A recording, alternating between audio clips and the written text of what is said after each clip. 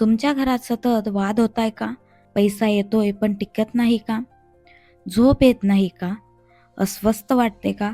तर हा उपाय तुमच्यासाठी. फक्त एक मोरपिसाचा उपाय वास्तुशास्त्र आणि आध्यात्मिक दृष्टीने देखील खूप प्रभावी आहे.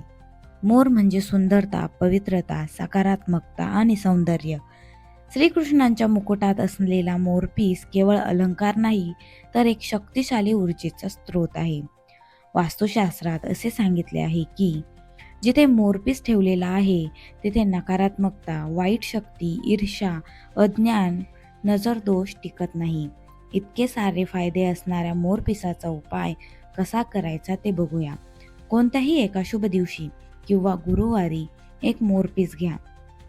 देवघरासमोर एका पाटावर तुळशीच्या पानावर मोरपीस ठेवा आणि शुद्ध तुपाचा दिवा लावून घ्या.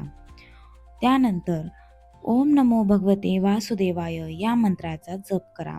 11 किंवा जास्तीत जास्त 108 वेळा केला तरी चालेल. त्यानंतर तो मोरपीस घराच्या दक्षिण पूर्व दिशेला म्हणजेच आग्नेय कोपऱ्यात लावा. आग्नेय कोपऱ्यात घरातील ऊर्जा निर्माण होण्याचे स्थान असते. जिथे मोरपीस लावल्यामुळे घरातील क्रोध, भांडण, नकारात्मक ऊर्जा, नजरदोष दूर होतात. पण हा मोरपीस दर महिन्याला मंत्र म्हणत पवित्र करत राहा.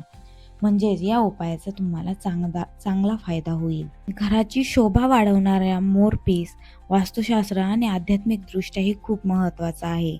त्यामुळे हा उपाय करायला विसरू नका. व्हिडिओ आवडल्यास चॅनलला लाईक, शेअर आणि सबस्क्राईब